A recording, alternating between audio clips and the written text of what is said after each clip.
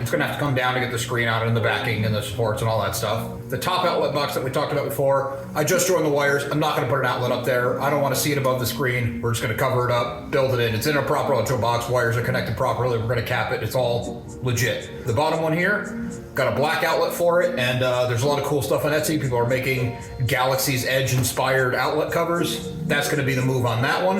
And you can see there's some framing over on this side. The wall has a bow to it, which I hate to admit, but the wall has a bit of a bow to it that starts right after this cutout. So I did some framing so that when we put up our panels, it evens it out. That's also gonna build up almost to the height of the screen, but not quite, because I didn't want it to be distracting. I didn't want any possibility of overlap, which will give us a nice window look. I'm gonna do some vertical stripe paneling, and of course we're gonna Star Wars it up a little bit. I was looking at more reference pictures from the original trilogy Death Star. Home Depot had some good paneling for this that with a little bit of modification won't just look like Home Depot paneling. So that's kind of the shortcut instead of building in the grooves and everything that we need to. You've seen me saw enough, so we're just gonna get to putting it up. All right, so I got the right side panel in. You can kind of see the grooves in it. Got some cutouts there. We're gonna add something to the top to Star Wars it up a little bit.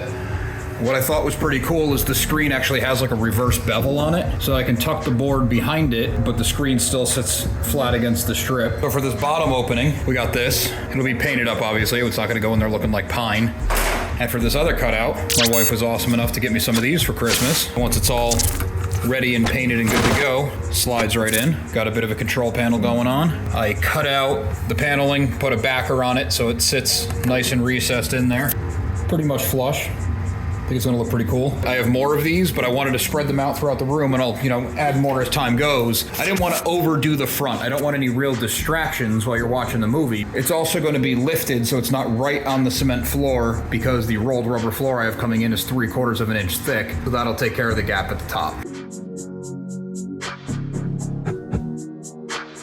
I put a few extra in at the bottom, because there's going to be speakers in this wall and I don't want any vibration. That seems pretty snug.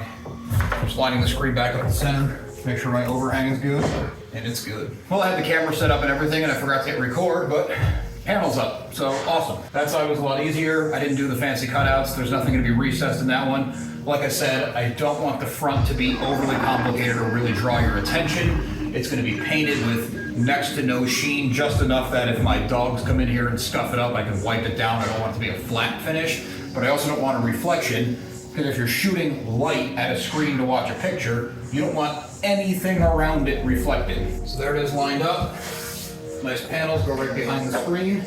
This actually could have been a little tighter on this side. It's maybe 1/8 of an inch off. The whole thing behind the screen, everything supporting, is all going to be painted flat black. There's not going to be any reflection behind here, and the screen itself has a black cloth that goes behind it. Even the speaker grills for the ML speakers are going to be painted flat black, so there is no chance of reflection through the screen to put weird spots in the picture. This will be painted flat black, the whole ceiling. The sides here, I'm probably gonna do some cool like shift related stuff at some point, but I think we're gonna get the room up and running before that, just because I'm excited to get up and running. The only thing left, I got a couple more boards out in my van. We're gonna fill in the top, fill in the bottom, and this wall's ready for paint.